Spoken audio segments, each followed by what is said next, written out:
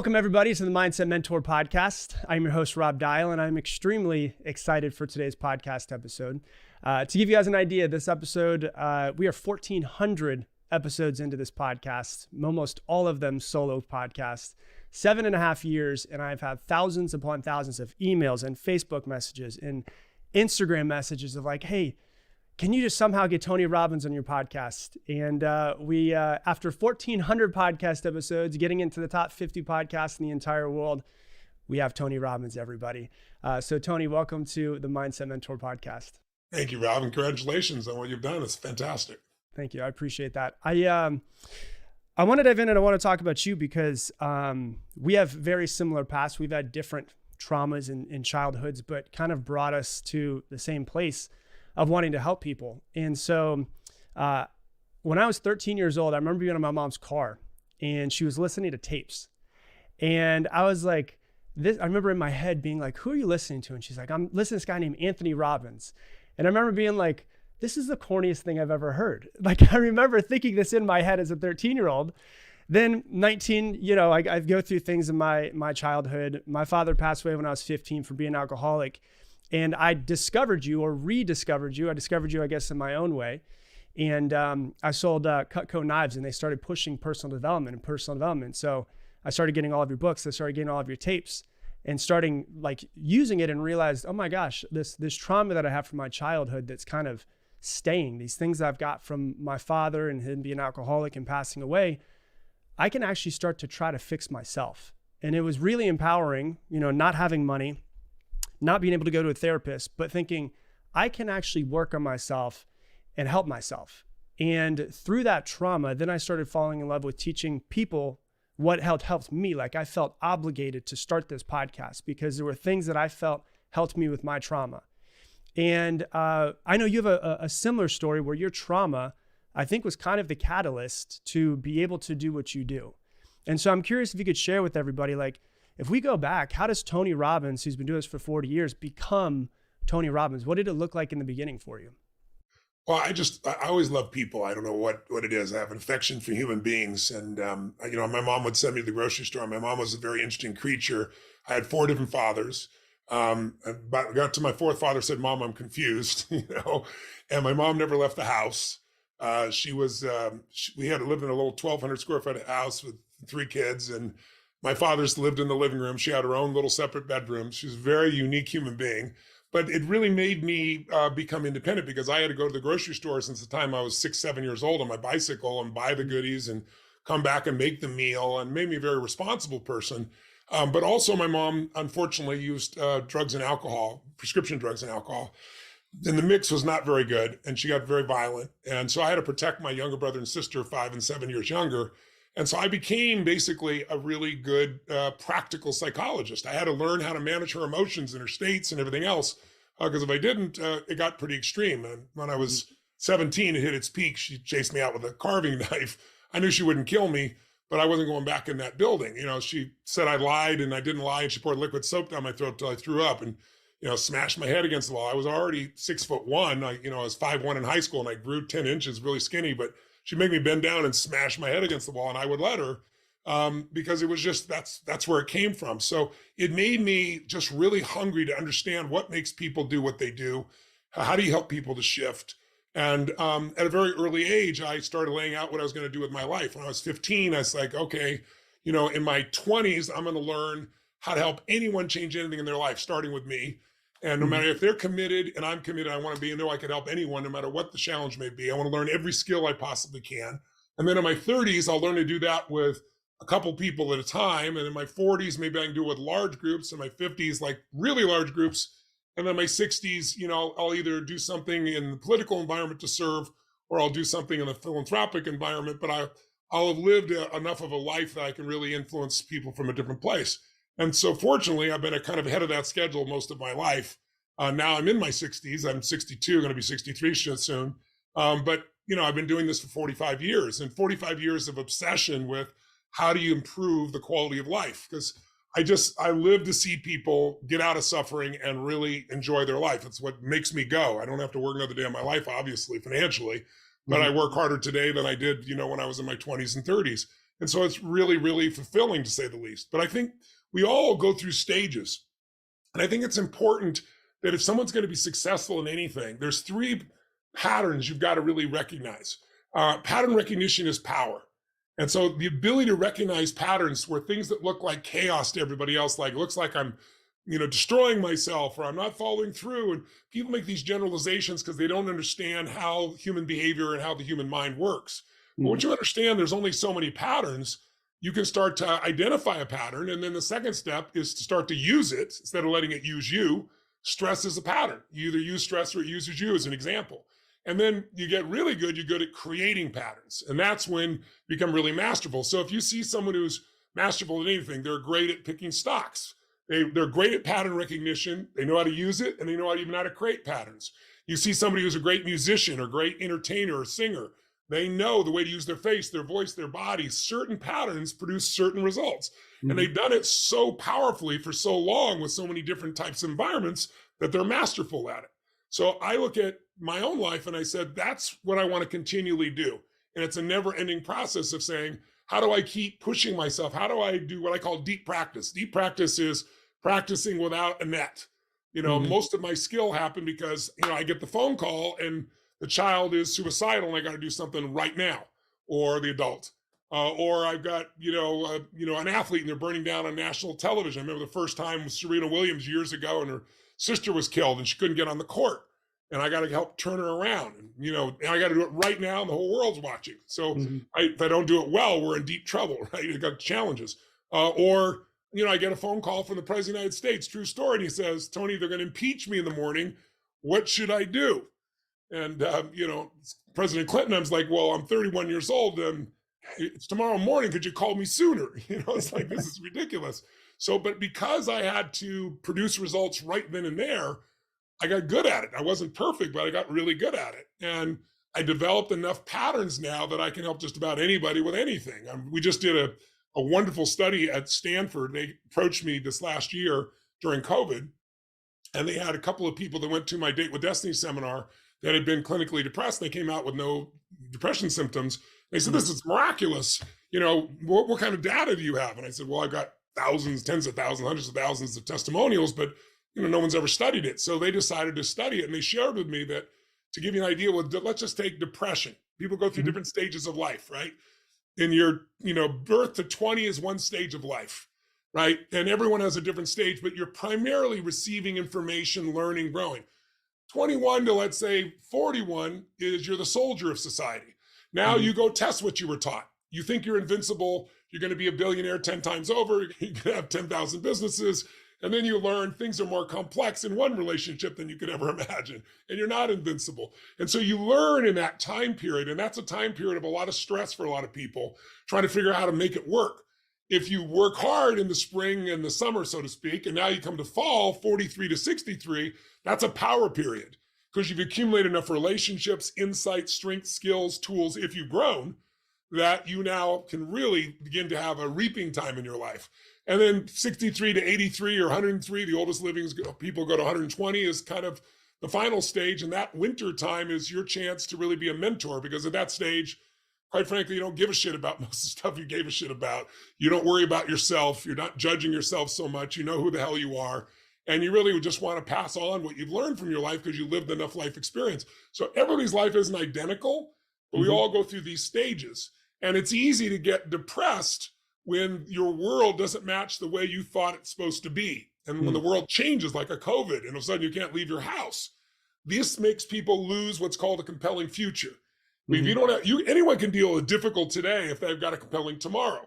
But most people have lost that compelling future when they're being told the whole world's going to end in 12 years because environmental disaster, which of course is not true. Or, you're never going to be able to leave your house, or you got to wear a mask the rest of your life and you can't talk to humans and a bug's going to get you and kill you. Well, when there's that much fear, there's no compelling future. People go through a rough time. So during COVID, they said this would be a great time because what the research and meta studies show around depression is it went through the roof. Suicides went through the roof. They still are, unfortunately. And the reason is because there's that no compelling future. So they said, look, the best research we found, meta studies across all the studies, shows 40% of people that seek treatment actually get better. 60% don't get better at all. Hmm. And of the 40% doing, SSRIs, drugs, and therapy, they on average get 50% better. So they're half as depressed. Now, some people get totally well, some not at all, but that's the average. I said, well, that's not much better than a placebo. They said, you're right. And they said the greatest study on this happened 2 years ago on depression. It was done at Johns Hopkins, where they took people and they gave them psilocybin, magic mushrooms, Hmm. and they gave them cognitive therapy for a month. Hmm. And the results were 4 times greater than they ever saw. 53% of the people 30 days later had no symptoms of depression. There's been nothing like it, but it's an illegal drug and it takes a month of drugging and Hmm. counseling to do that. So they used them as the standard. They used the exact same format, comparative groups that were doing journaling, gratitude journaling and so forth, to a group of mine that went through Date with Destiny. And the results were so insane that Stanford didn't publish it right away. They took the raw data and sent it to 2 other private organizations who had no idea whose content it was. And it came out the same. 100% of the people 30 days later had no symptoms of depression. They'd never seen anything like it. No drugs, no alcohol, 6 days. And then the second part was nice was 19% of those people had suicidal ideation. And Hmm. at the end, there was 0 with suicidal ideation. So they just started a new study for 750 people. It'll be the largest study of its type ever. And it just works. When you change the way you perceive life, you change the emotions, you change your experience of life. I always tell people you don't experience life, you experience the life you focus on. Hmm. So if you're pissed off, you're only focused on things that could piss you off. You're deleting all the things you could be grateful for or loving. If you're really happy, you're deleting all things that could piss you off. And Hmm. so what's wrong is always available, so is what's right. So it's developing habits of what you value, what you believe, and the rules that drive you that really helps people to create lasting change. And a year later, 11 months later, they followed up and people still had changed. 51% increase in positive emotions, 72% decrease in negative emotions, all just published in the Journal of Psychiatry. Nice. That was actually one of the big questions that I had for you. I was really curious on was suicide, and being the fact that past couple of years the mental health epidemic was not good before COVID, and it seems like the crisis hotline is getting 3 times more calls than it ever has the past 2 years. And I've been to your UPW. I've been to your seminars before, and I've heard you say it many times, is that you've dealt with many people who have suicidal ideation and never lost anybody at this point. Do you feel like the main thing is that, like you're saying, that they don't have a compelling future of something that excites them? There's no, I guess, light at the end of the tunnel. It's like the phrase when you're going through hell, keep on going. It's like, is it kind of that people stop and they just look around and they say, this is how it is, it's going to be forever. And that one of the keys is to actually, so there's people listening that are struggling and they've probably thought about it recently, right? For them, would it be, there needs to be something to look forward to? Is that there's many parts, but is that the main thing where you're just like, I want to give them a compelling future that gets them excited to live tomorrow? That's certainly one of the things, because anybody can deal with, as I said, a tough today if they have a compelling tomorrow. Mm-hmm. But getting people to that point requires a biochemical change, not a Mm-hmm. biochemical change like SSRIs. I'm sure you saw the cover of Newsweek just showed that they've done meta studies that show SSRIs don't work. That's not the source of depression. People talk Right. better living through chemistry and it doesn't work. And so, but they're still selling them, right? And still promoting because people don't know the alternative to that. The answer is a little bit deeper than that. It's, people get into what's called learned helplessness. Mm-hmm. Learned helplessness is, you can take a dog or a monkey, and I don't support this, but researchers do it, and they'll put them in a room, and it's got 4 squares, and it has a little net in the middle, like a little tennis net, so to speak. And there's a red square, there's a green square, a yellow square, and what happens is the animal goes in and lands on one of the squares. Let's say it's the green square. Well, they immediately electrify it. So the animal's getting these shocks. He doesn't know what the hell to do. It bounces around, and all of a sudden it gets to the square next to it, and it stops. And this square next to it is yellow. It's like, oh, all right, thank God. So they bring the animal back, and now they electrify the yellow square and the green square. Well, the animal goes crazy, and the last ditch effort, it jumps over the net, and it lands on a colored square, a different color, and it's no pain. It's okay. So next time you let them in the room, they just jump over the net. Then they electrify the 3rd square, and you know where this is going. Eventually, they electrify all 4 squares. What happens when you get pain no matter what you do? Mm-hmm. Well, you go into learned helplessness. The animal will start to sit in the corner, bite itself, and defecate on itself, whether it's a monkey or a dog. Now, the good news is you're not a dog and you're not a monkey. We can supersede that. But most people get caught up in that learned helplessness. And today, the news is no longer designed to inform us. The news is designed to startle you. Hmm. because the only way they get paid is to get your attention. We're not in an information society. That died a long time ago. There's too much information. We're drowning in information. We're starving for wisdom. So today, if I get the right hook, I get you to click, I get paid even if the article doesn't match the headline. If Hmm. I can say, your child may die of drinking water, film at 11, you're going to probably tune in. If it bleeds, it leads. That's journalism, unfortunately, today. And the journalists are not bad people. I don't know how much journalists they are anymore. It's because it's more business, right? They're all Yeah. trying to get our eyeballs, and they're all competing, and they're all competing for a shrinking market because there's so many different competing things for us to focus on. And so now you're in a place where most of what's coming at you is designed to appeal to the negative bias of the human brain, the survival mechanism. Hmm. And so that's why most people get overwhelmed. So they hear all these stories. And now, these last couple of years, the stories have been really scary for people.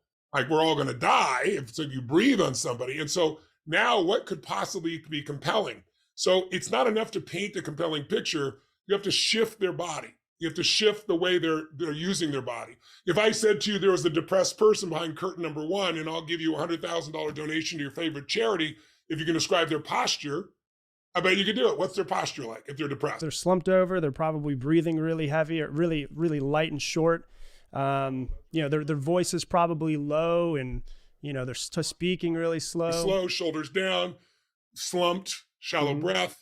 Now, how do you know that? Because we've all practiced this shit at some point in ourselves, right? And felt that way. But if you take that same person and you change their physiology, bring their shoulders back, you change the tempo at which they're speaking, you change how their voice is, you change their movements with punctuated movements, that person's biochemistry changes. You don't need a drug to do it, and has no side effects. And then when you develop the habit of using your body that way, then all of a sudden you have the habit of perceiving life differently. So what I do with people in my immersion seminars, they're designed to immerse people. They're not sitting and someone talking at you. And you've been to one, you know what I'm talking about. It is like going to a rock and roll concert, because there's constant change, movement, and emotion, because information without emotion is not retained. If I said, where were you on a 9/11? Even if you lived in another country, most people can tell you where they were standing, who was around them. If I say, where were you on 8/11? Nobody knows unless something emotional happened, because information without emotion is barely retained. So I produce tremendous environments of positive emotion while people are making these changes, so they change the conditioning of their nervous system. That's why a year later, Stanford study shows 70% decrease in negative emotions, 50% increase in positive a year later after 1 weekend, 1 week, 6-day program, to give you an idea. So it's really changing the conditioning. If we can find the part of you, there's a part of your identity that's more than the things that you can limit yourself. There's a part of you that's more than anything that's ever happened to you or could happen to you. There's a part of you that is called soul or spirit, right? It's something that nothing can destroy. If we get you to tap into that aspect of identity, we can create a compelling future. But otherwise, we're just making pictures and you're not going to believe it. You're just going to go, oh, yeah, that's all bullshit, right? So that's why we put people through an experience that goes 10, 12, 14 hours a day for 3 or 4 days, because it's kind of like, if I want to learn Italian, I can go to class in high school and college, and 5 years later, most people don't speak it. But if I dropped you in Italy for 90 days with no teacher, 90 days later, you're going to be speaking, because we put you in immersion. So everything I do is immersion, because that's how the brain really learns in a way that's lasting. Yeah, the biggest thing that there's many things I took away from being at UPW, but one of the biggest things, if not the biggest, was how on command we can create energy in our body. It's wild. I remember the third day, it was 13 hours in, it's 2:00 in the morning. And I'm like, how the fuck am I still dancing? How is there so much energy in this room? And it was really, really inspiring, because there's so many people that they don't think they have enough energy throughout. Oh, I'm so tired. And then they have this story that's in their head. Tired, just think of it this way. If you got the greatest computer in the world and you plug it in, there's not enough electricity, it's not going to work right. Well, tired is the first step to being depressed for most people. Yeah. And most people are tired not because they're working so hard. Oh man, I worked so hard today. Well, what'd you do? Oh, I had meeting after meeting. I sat in these meetings, and I talked to people, or I make calls, or I sent emails, and they're like, I'm exhausted. Yeah. I mean, what's happened is we haven't pushed ourselves physiologically for so long that we've gotten weaker and weaker. And so we feel tired from doing nothing.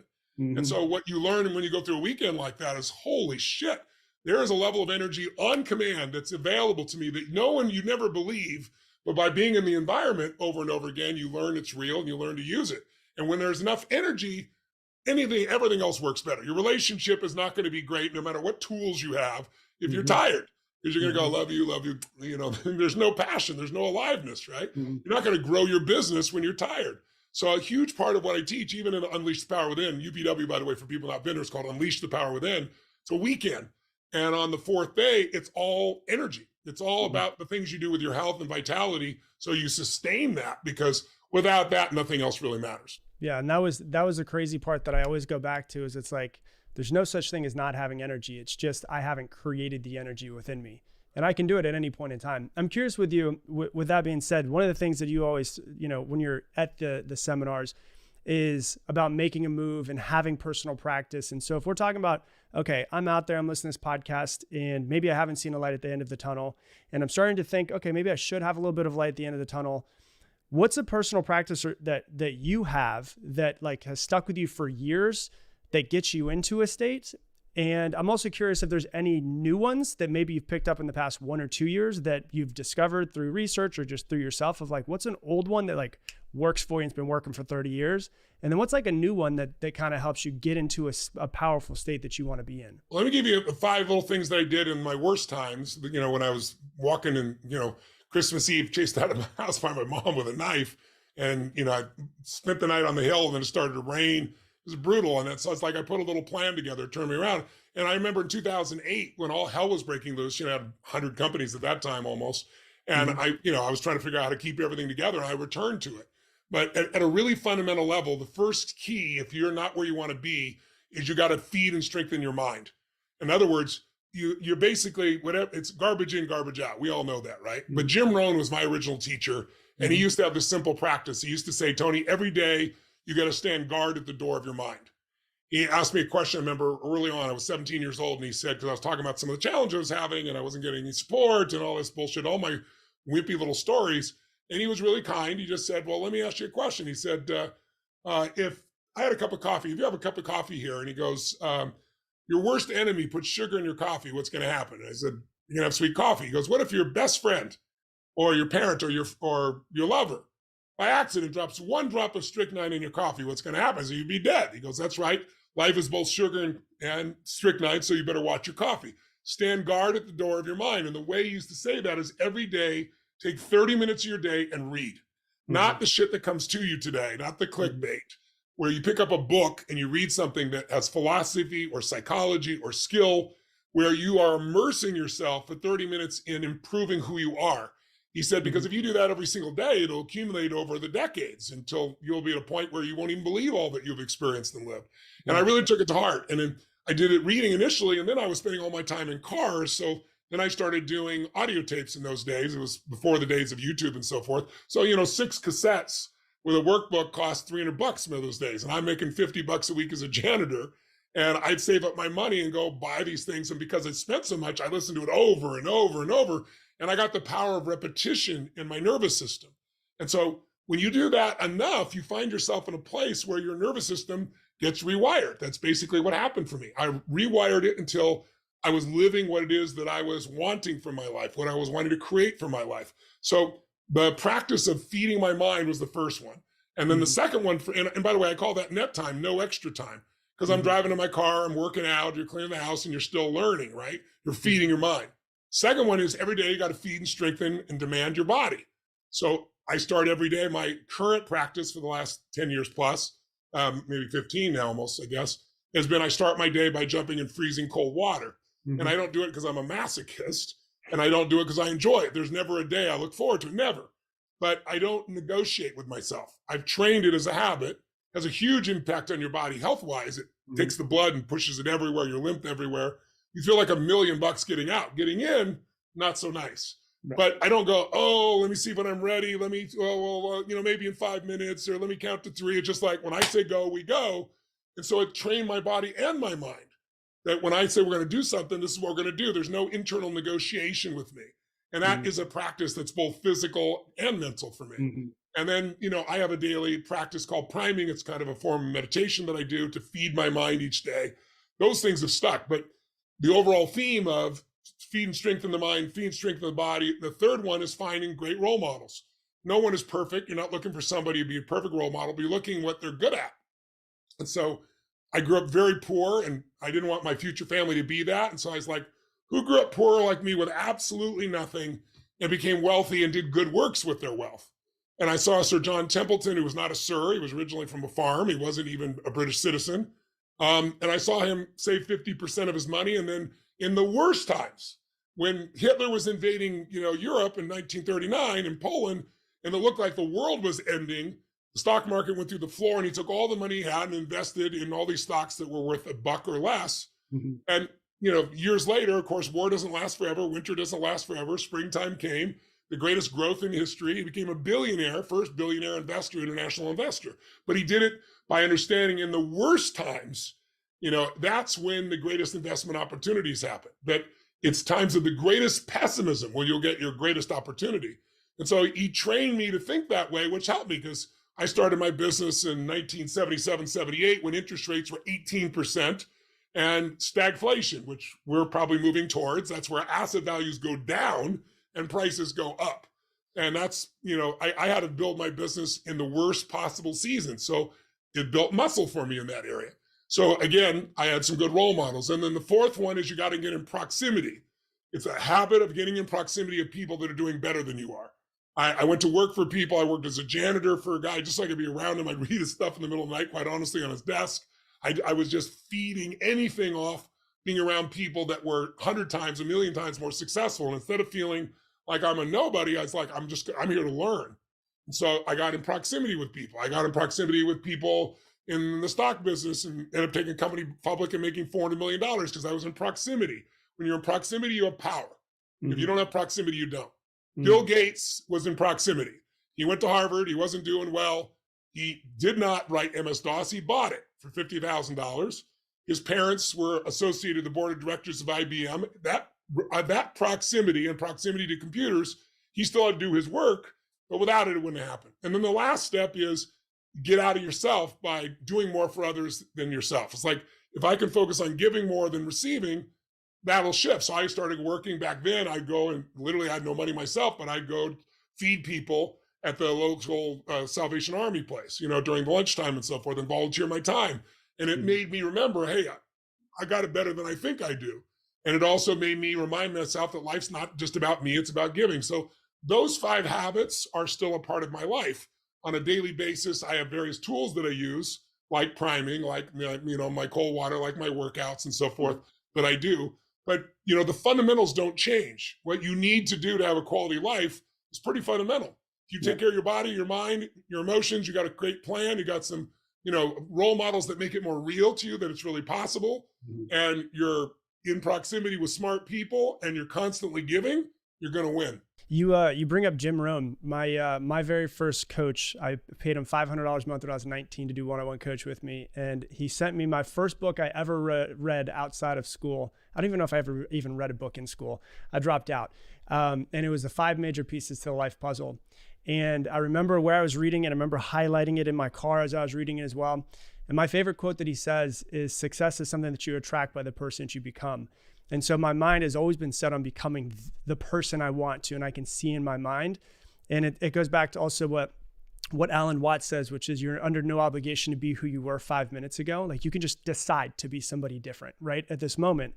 And I'm curious with you, when someone has, I think a behavior change and action change, most of the time for real true behavior change comes from identity change. And so over these years of working with people, do you notice that the problem with a lot of people is that they're stuck in an identity that's a story that's not true, and that if you can break that or shift it and they can decide to let go of that story and maybe start to shift into another idea of someone else and a different identity, that their actions start to shift from that as well? Yes, without a doubt. I teach everyone that the only lasting change comes from identity change. So let's define identity for your listeners or viewers.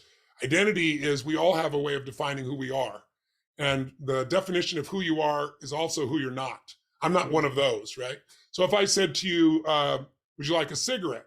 And you used to smoke cigarettes 10 years ago, you're not going to say, what brand is it? You're going to say, no, I'm not a smoker. I'm not one of those. Right? As long as you're a smoker, you're fighting. It's like people say to me sometimes, I'm on day 12 of stop drinking or day 14 of not smoking a cigarette. And I say, why are you counting? So you can tell people how long you lasted this time. They've not made an identity change. They're going back. It's only a matter of time.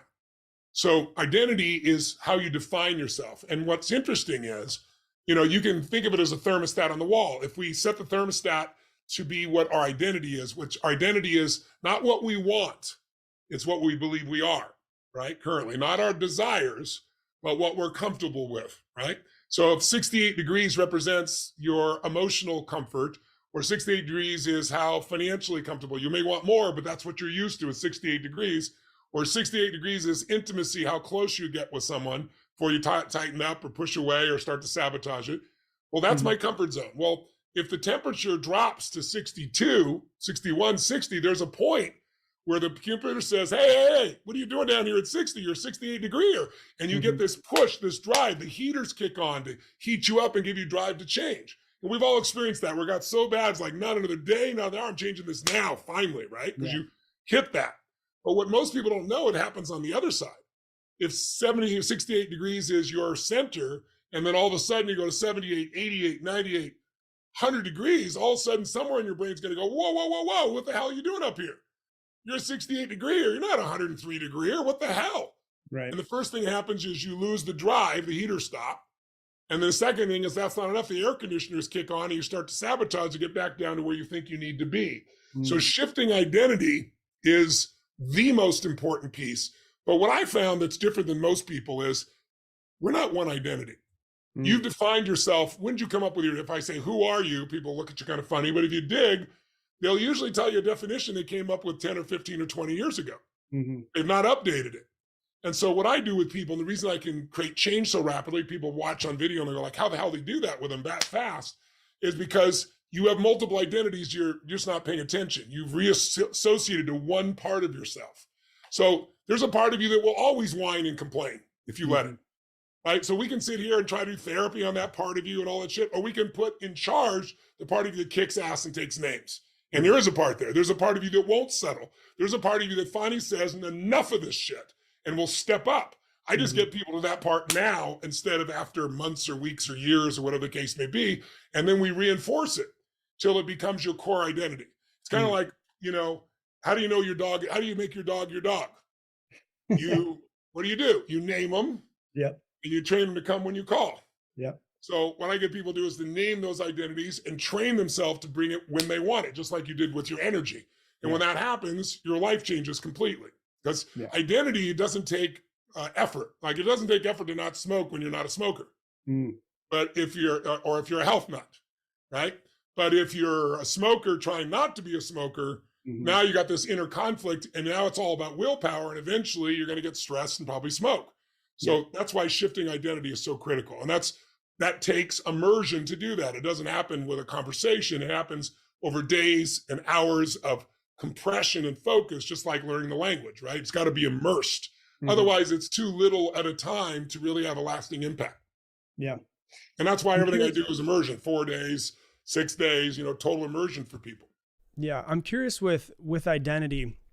You've got some children, you've got some older children, and you also just had a new baby last year. So congratulations. And I'm curious, between Tony 30, 40 years ago as a father and now stepping into fatherhood, what do you feel like might have been, what did you do really well when you're like, I definitely want to bring this in? Or what are some things where you're like, all right, I probably need to switch that? Because there's a lot of people listening that have children and they're helping them create that identity all of the time.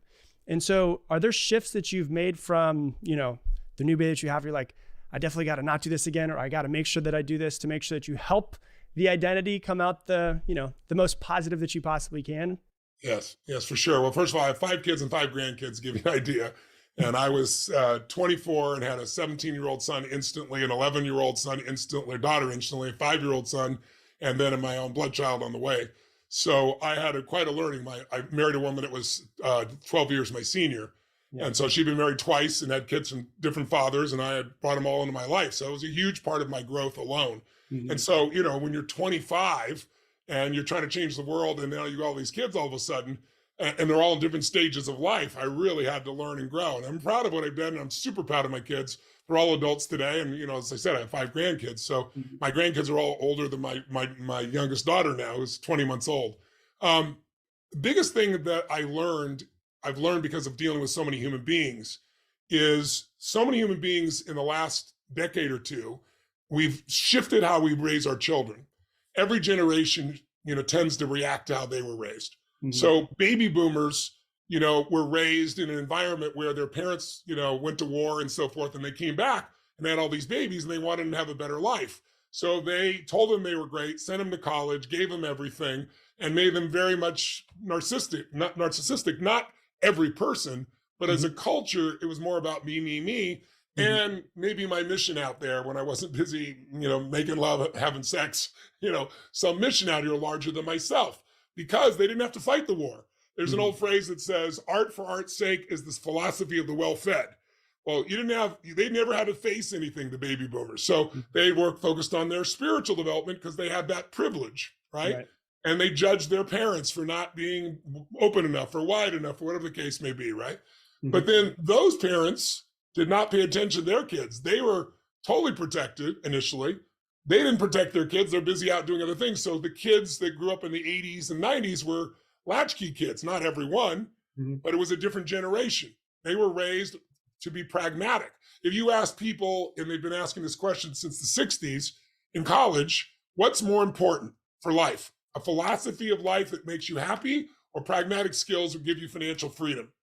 And in the 60s and 70s, 82% plus always said philosophy of life. In the 80s and 90s and 2000s, it was exactly reversed to pragmatic skills. So now those latchkey kids became the ones that overprotected their children because they weren't. And so their children have been raised baby on board. See, in the 70s, every movie about children was Rosemary's Baby, Exorcist, Then all of a sudden it's the 80s and 90s, it's three guys raising a baby, babies are beautiful, baby on board. The entire philosophy changed to the entire focus is on the child. And that hurt intimate relationships immensely because they put the kids first. And then it also made these kids think they're the most important thing on earth. And so there's so many problems for young people today. When I say young people, millennials are now turning 40. They think they're old now, or they think they're going to become old soon. And the Z generation's fighting them about where they part their hair and all this stupid shit. But the point of the matter is, this group of people has really not faced a real challenge. COVID was their challenge. They were at home and the government sent you money. It doesn't happen that way in most challenges. That wasn't 2008, for example. So their idea of what's a challenge, they think if people believe something different than them, if they went to college, oh my God, that's dangerous. There's a culture that has been developed that does not have muscle. But it's kind of like if you're born in 1910 and you come of age at 20 years old, you watched winning World War I, you watched radio, television, cars, and you're ready to have a car, and you turn 20 and it's 1929 and the world looks like it's ending. And then you make it through years of depression to make it to, let's say, 29 years old. And now it's 1939 and World War II breaks out. So that generation that was called flappers, and they were disrespected and they were irresponsible and they were weak as shit. That was the way they were described. They became what's called the greatest American generation by most historians because they faced the biggest challenges and they grew during that really important time of 20, to 42 years old type of thing. And so that generation brought home and created a different season. They brought a springtime. The late 40s, early 50s, up until the time of Kennedy's death was a springtime. Then there's a summer where these kids grow up and they fight, Then there's winter. We have a big financial crisis and usually a big war. This happens about every 80 years like clockwork. And so when you understand these patterns, you start to realize that, listen, everybody's going to have their time to face challenges. Everybody's going to have their chance to grow. And I think millennials and Z generation are going to be two of the strongest generations in history because they're going to face some real challenges. They haven't yet. They think they have, but they haven't yet. And we're going to all be grateful for them because they're going to be part of the soldier of society that helps us to grow. And their networking and their capacity to understand technology will be useful tools in dealing with the kinds of issues we're going to deal with. But then winter's over and you got another springtime, another 20 years of different mindset. Winter does not mean every day is a horrible day. It just means the overall theme is more fear, more stress overall. You can have beautiful days in winter, but some winters are short, some are long, some are hard, some easy, but you don't go from reaping in the fall straight to the next springtime. You go through winter, which is what strengthens us. And I think this generation is about to face that. They're facing it right now a little bit, but they don't know. They think jobs are, you can quietly quit, because they haven't been fired yet. But now you're seeing thousands of jobs start to disappear just in the tech business alone. And this generation doesn't know what that means. They think they can just dictate and they can have food on command and wine at lunch and things like that. If they're in the tech business, all that shit's going to go away when the economy really tightens, and it's going to happen. So to me, the focus is, how do you get stronger? It's like, oh, I'm worried about inflation. Okay, well, inflation's, let's call it 7 or 8% overall. All you got to do is be 10% more effective, more productive. Mm-hmm. You can certainly be 50%, 100%. Can someone make, I mean, Jim Rohn used to say to me, could someone make twice as much money in the same time? Yeah, 10 times. Yeah, 50 times. Yeah. How? You have to become more valuable. Mm-hmm. You have to not say what I want. You got to say, what does the world need? And I got to retool myself to help meet those needs. And if you focus on adding value, doing more for others than anybody else in anything, you'll become one of the masters in that area. And when you're really great in that area, you build a brand. When you build a brand, people come looking for you. You don't have to go looking for them. And you're going to grow during whatever season we're in. They were asking Warren Buffett the other day, what do we do? What's your advice about inflation? And he said, don't worry about inflation. Invest in you. Work on you. When I first interviewed him, I asked him what the greatest investment he ever made. I thought he was going to say Geico or Coca-Cola. And he goes, it was what you do, he said. I said, well, I do a lot of things. He goes, Dale Carnegie. I went to Dale Carnegie. I learned how to communicate effectively. All my ideas would have died on my lips. I wouldn't be who I was if I hadn't learned how to do that.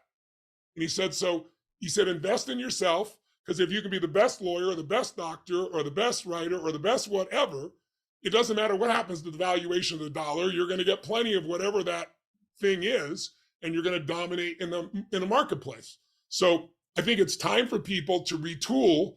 Instead of being fearful, it's like move forward. So we all know people that have been through hell and back, or all hell's breaking loose, and they're unshakable. And then, it doesn't mean they don't feel anything. It's like they stay in the center of it and they figure out how to take advantage of the problem. You look back and during the Depression, there were more people became millionaires during the Depression than any time in history, percentage-wise.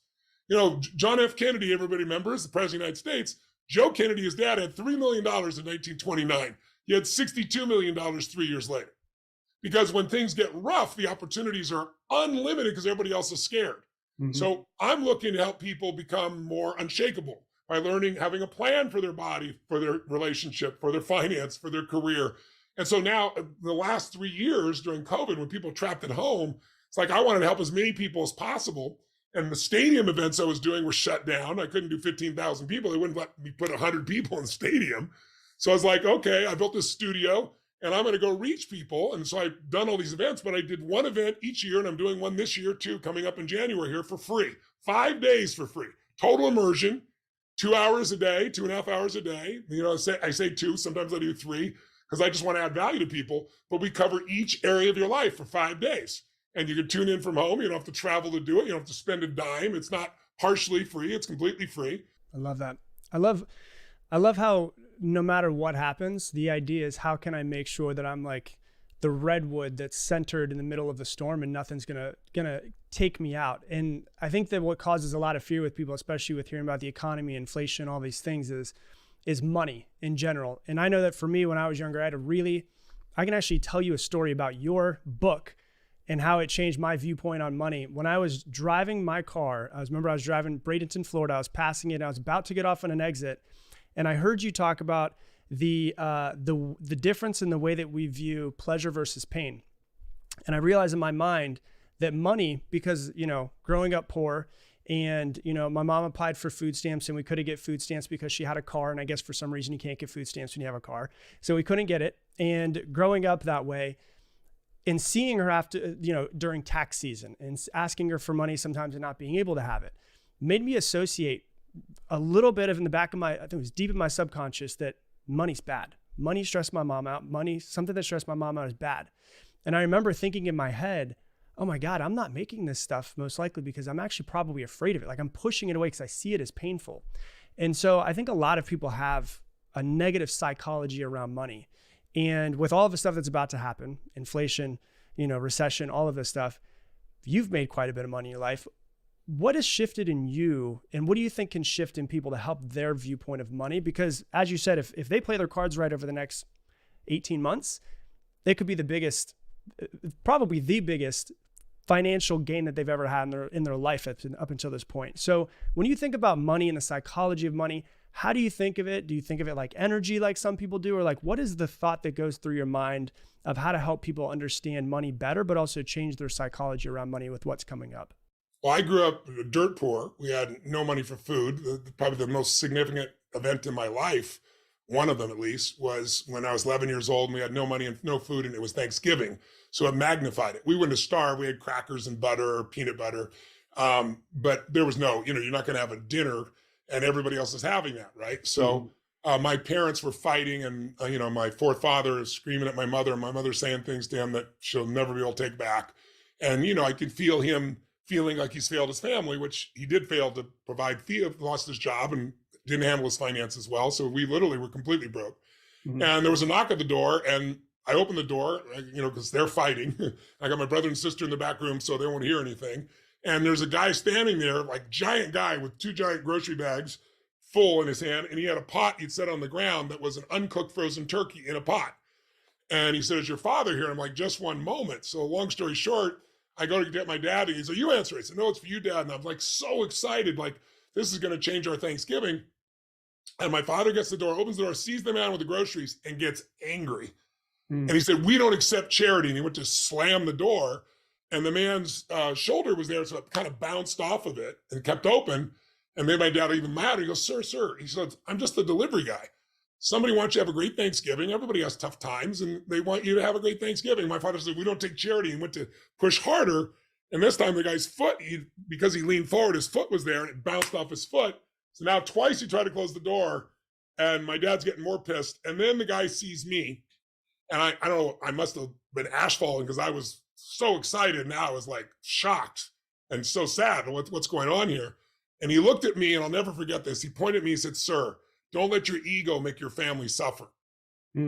My father's veins in the side of his neck were bulging. He turned flush red. I thought he was going to punch the guy in the face. And my father finally got himself under control. He took the groceries, he slammed him down, slammed the door without saying thank you. And I remember, I couldn't understand it. I couldn't understand how we could be so angry when this was a gift. And years later, I figured it out, and it changed my life, is that everything we do is controlled by 3 decisions, including money. And the first one is, what are you going to focus on? That day, my dad had focused on the fact he'd not taken care of his family. Whatever you focus on, that's what you experience. I focused on there's food. What a concept. This is exciting, right? The second decision is the most important one, though. Whatever you focus on, your brain then has to decide what that means. And so my dad, I know what it means because he kept muttering it under his breath angrily for quite some time that night and the next day. And that was that he had not taken care of his family and that he wasn't a man anymore, right? So his life was meaningless. And as a result of that, the third decision we make is what I'm going to do. And my dad left us the next day. It was at the time the worst experience of my life because I loved him so much. He wasn't my natural father, but he's the one I associated to the most. But my life turned out different because I focused on there was food. And what really changed my life was the meaning. It's like, this means strangers care. My father always said, no one gives a shit about anybody. We lived in this, I thought was a wealthy town. It was a lower middle class town, but we lived on the other side of the tracks. So, they look wealthy compared to us. And my father would say, no one cares about anybody. But here I had evidence some stranger wanted no credit, was providing food. And I decided someday I'm going to do that for other people. So it changed. Our lives were different because we made those 3 decisions differently. And I, about when I turned 17, I decided I was going to go feed 2 families. It was a profound experience. I found a family without, God must have guided me to it, that was almost identical to my own. The man had left family with 4 children, but with a mother and no money. And here I am. I wore a T-shirt and jeans because I didn't want to go to be thanked. And I wrote a little note, said, "This is a gift from a friend." I wrote it in Spanish on the back and delivered it. And it was one of the most emotional days of my life.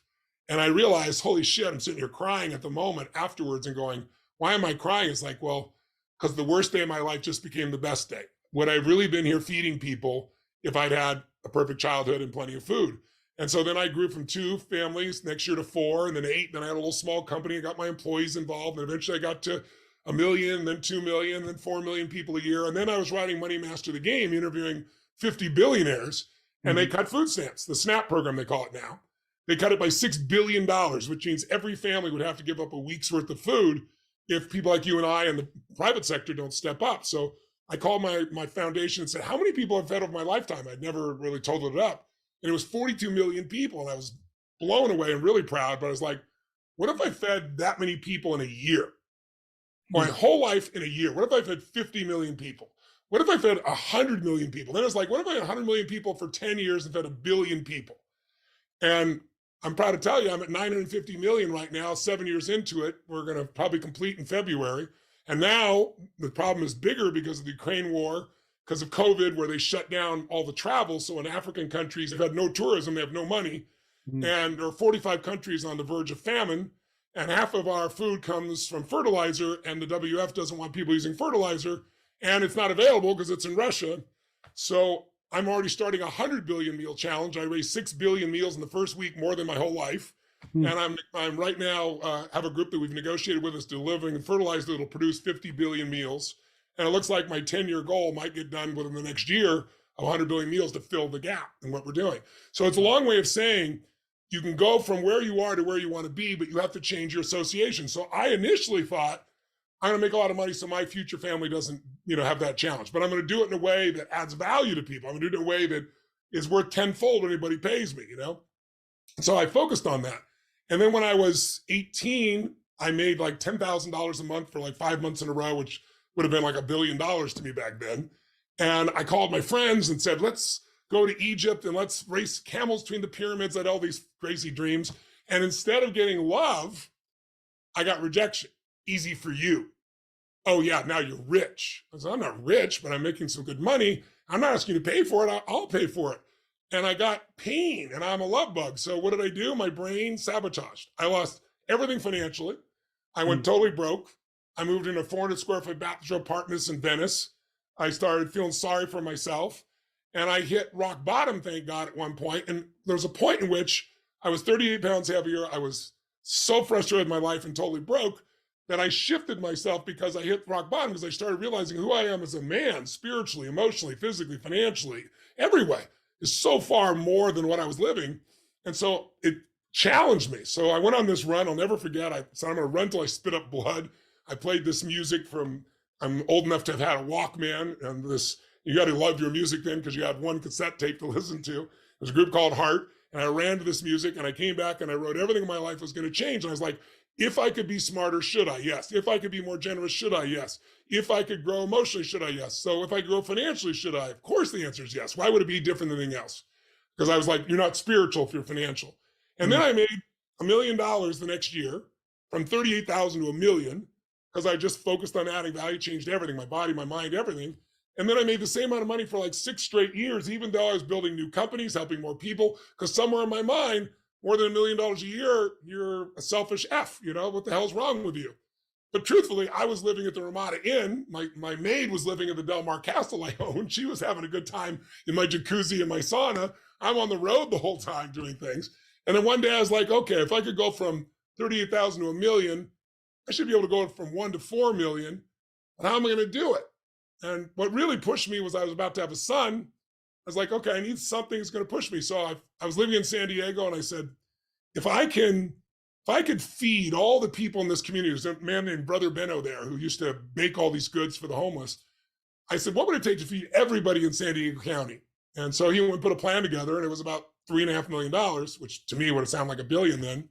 And sure enough, I made $4 million the next year and funded it. And that was when I was 29, I think 30 years old. So 30 something years ago.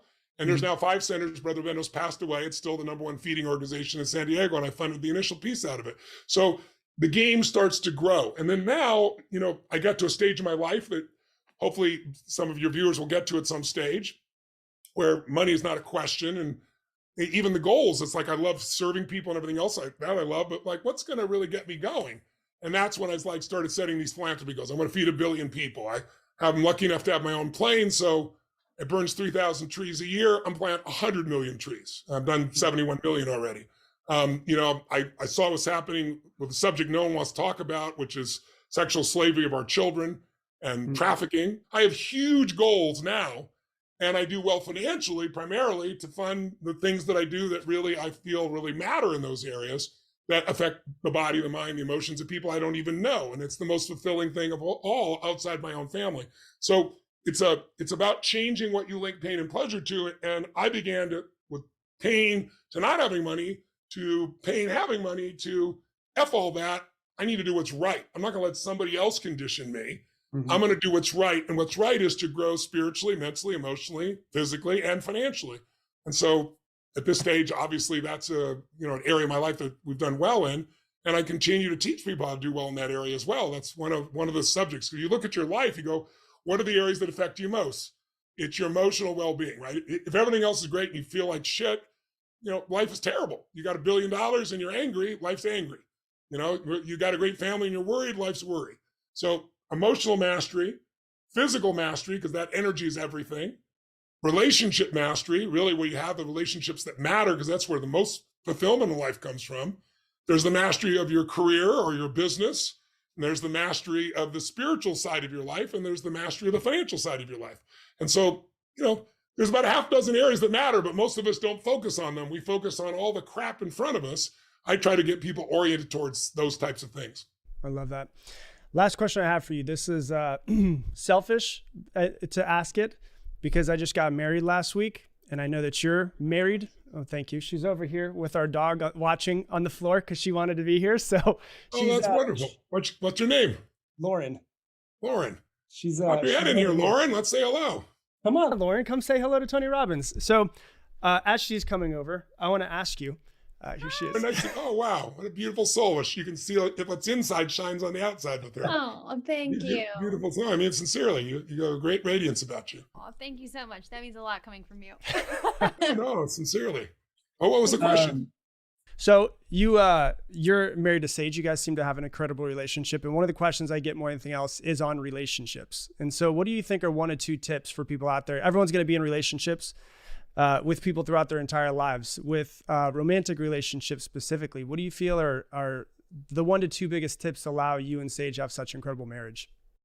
I think a huge part of it is putting your partner first. Most people don't do that. They do it in the beginning when the chemistry's going. When the chemistry's going, most people I want to light my partner up. We live to light our partner up, whatever it takes. But then, after 7 years, 7 months, 70 years, wherever it is, someone says, would you take out the trash? You go, what do I look like, your janitor? Before it's like, take out the trash happily, whatever makes you happy, right? So it's like, if you focus on yourself, you'll always be miserable. That's the nature of the human mind. Yeah. It's like, what makes us happy is finding something we want to serve more than ourselves. Well, that for me starts with my wife and starts with my family. And if that's sincere and you get lit up by lighting them up, if you can get addicted to meeting her desires and needs, and not just meetings, surpassing her desires and needs, understanding what does she need, what does she want, what does she fear, the more you can learn about that, you think you know about it, but it's going to change as you go through stages of life. As your life conditions change, there'll be new things. One of your parents may get ill. You may have a child, there'll be something going on. So there'll be things that shift. And when those shifts happen, most people don't keep that same focus on making their partner the most important thing. Or they start to measure, what am I getting and what am I not getting? The minute you start to measure, it's a transaction. The relationship's already over, right? Now you're just hanging out together. So there's no measuring. And you got to just notice the questions you ask. Some people's questions after years like, oh my God, why does he always do that? Why does she always say that? Why does this always happen? My primary question I ask all the time is, how did I get so lucky to get you? I mean, my core belief is I've helped millions of people improve their lives, and my wife is the gift I got for that. That's my good karma. So I think it's holding the appreciation and respect for your partner, your desire to serve them, but it's also, being in a place where you keep the polarity alive. And polarity is that opposite energy. Like, every man has feminine energy, every man has masculine energy, every woman has masculine and feminine also. But we have a core. And in your intimate life, when 2 people get stressed today, most women become more masculine, are more controlling, and most men become more feminine, more pleasing. And women get tired of any man that's a pleaser. No woman wants a pleaser. Men get confused by this because women want to be pleased, but they don't want to please her. Yeah. Am I correct, my dear? Yes, correct. Okay. It annoys them. It pisses them off, right? It's like, you got to have enough strength to do what's right for us in a relationship, not just be mamby-pamby anywhere you go. If both of you become masculine or both of you become feminine, there's no polarity. It's like opposite energies on the earth. Right. And so when there's attraction, which you both clearly have for each other right now, When there's attraction, your partner does something and you think it's cute. When it's not, it's like annoying. Same thing that used to be so cute. It's like, why does he always say that shit? Why do he always do that stuff? And so you got to catch it when it's little, like kill the monster when it's little. Don't wait till it's Godzilla eating your city. Mhm. And so there's a stage people go through. They go through a stage of chemistry and everything's perfect. Mhm. Then they go through a stage where they depolarize. Mhm. It's not about each other. It may be you're both stressed about something and you both get masculine to deal with it or both get feminine. You lose that polarity. Mhm. So you still love each other, but there's not the same attraction. And so now little shit you start to feel a resistance to. Mhm. And that resistance your partner feels even if you don't speak it, but you don't want to say anything. And it has nothing to do with your partner. It's your stuff. It's what you Yeah. walked in with from past relationships or from growing up, right? Mhm. But if you don't deal with it, the resistance will grow to Mhm. resentment. And then now you like make a little off comment every now and then. And your partner's like, where the hell did that come from? Right? It's because you didn't handle it with resistance by saying, hey, honey, I don't know if you can feel this in me, but I'm feeling this little stress inside. When you said that or did that, it has nothing to do with you. It's my old bullshit. So please don't take it personal. I'm going to handle it. You take Mhm. responsibility, but you do communicate it. Yeah. If you don't, it'll get to resentment where it's like, why do you always say that joke? Why do you always tell that story? Mhm. Why does it always take so effing long for you to get ready? Right? And then so that resentment now starts to create not only there's no polarity, but now you're starting to push away from your partner. Yeah. And then if you don't deal with it at resentment level, keep it inside, it gets to rejection where someone will say, what the hell are you doing over nothing? And then you're like pissed off, like, how could they treat me that way? It's because it was all this little shit that was built up. And then eventually some couples don't end with rejection. They go to repression. That's the couple you see at Starbucks sitting across from each other. They're both on their phones. They don't talk the whole time. Mhm. And people say, oh, they had a great relationship. And one day after 20 years, their relationship ends. Yeah. So you want to keep the polarity because if you don't, you'll end up with this resistance system I'm talking about, which will lead to less passion, which will feel like less commitment to one another, which eventually leads to a story we're not compatible. He's this way, she's that way. Mhm. And that's the stress cycle that makes most relationships destroyed. The opposite is constantly nurturing a partner, making your partner number one. That's hard because most people make their kids number one. My wife, she had 5 kids in her family, mixed family, and they also had foster kids. So there were often 11 kids. Mhm. And her mom and dad had a really simple rule. You're at bed this hour and don't knock on the door unless you're bleeding. And then, they'd say, mom's going to go wash dad's hair, which we kind of figured what that was later on, right? But they were the priority. They had their date night. And you think the kids would be less secure. They're not. They're more secure because they see that the parents are totally in love. And they have a model for what can happen in the future, which is not I'm first. Mhm. Right? That's the problem in relationships. Kids have been raised that like, if they're not first, their parents have made the kid the most important thing.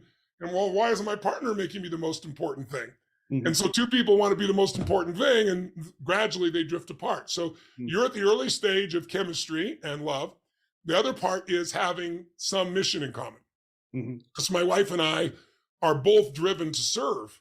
So it's like we not only love each other and our family, but we have this common mission of going and helping people any way we possibly can. Continue to grow ourselves so we congruently can help people because we've experienced it. It's not something we're verbally telling people, it's things we're living. So my view is make each other number one above your business, above your kids, above anything else. Your kids will be more secure. Your business will be stronger if your relationship is stronger. Everything's affected by your relationship. And then number 2 is don't transact. Don't measure what you're getting. Just focus on giving. And then thirdly is keep the polarity alive. And if you start to feel those little resistances, deal them real quickly and own them as your responsibility to whatever stuff you have. Like my wife would talk in the beginning of a relationship, she'd have this like baby talk thing. And I was fine with that. We had all this attraction, but then she did that in a meeting. I was like, I want people to know how smart she is. And like, I got all pissed off and it was all my own shit, right? It was like, I don't give a shit how she talks. I love every bit of her, right? Mhm. But you can let that stuff get in the way. And then you start putting, we call them stickies on each other, with labels on each other. And then you don't see your partner anymore. You see the labels Mhm. and then the relationship starts to die. So it like anything else, a relationship's either growing or it's dying, same as your business. Mhm. There is no plateaus, there's no in between.